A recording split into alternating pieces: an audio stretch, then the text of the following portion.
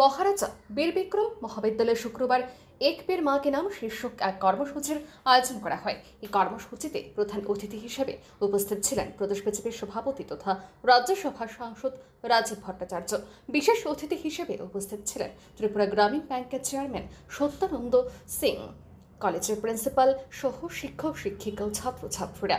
এই অনুষ্ঠানে MPP college চত্বরে বৃক্ষরোপণ করা হয়। একটি টাওয়ার ক্লকের উদ্বোধন করেন সাংসদ রাজীব ভট্টাচার্য।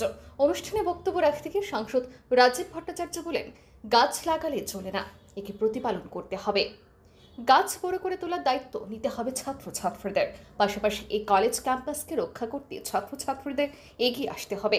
সাংসদ রাজীব ভট্টাচার্য আরও বলেন, ছাত্রছাত্রীদের ভাবতে হবে এই কলেজের প্রকৃতি আমার জীবনের প্রতিষ্ঠার ভিত্তিভূমি।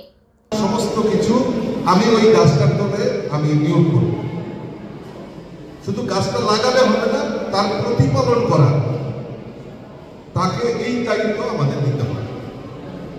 আমি স্টুডেন্টদের উদ্দেশ্যে বলছি যে এই ক্যাম্পাসটাকে আমাদের রক্ষা করতে হবে। এই কলেজটা কার? এই কলেজটা আমার। এই কনসেপ্টটা আমার। এই প্রকৃতিটা কার? এটা আমার। এই রাজ্যটা কার? আমার। তো এই যে আমার কথাটা, এই কথাটাকে আমার ইনক্লুড করতে হবে। আর অনেকে ভাবতে পারে, আরে আমি তো পানিসাগর থেকে এসেছি, ধর্মনগর থেকে এসেছি, বিলোনিয়া থেকে এসেছি, আমি পড়বো, পড়াশোনা করবো, আমি ডিগ্রিটা অর্জন করবো, সার্টিফিকেটটা নেবো, বাড়ি চলে যাবো।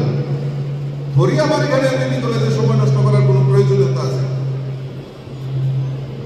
এই কলেজের প্রতি দায়বদ্ধতা, কলেজ তোমাকে এবং প্রকৃতি তোমাকে অনেক কিছু দিয়েছে, তার প্রতিদান হিসাবে আমাদের এই কলেজটাকে আমাদের রক্ষা করতে হবে, এই প্রতিষ্ঠানকে রক্ষা করতে হবে। একদিন যখন বড় হয়ে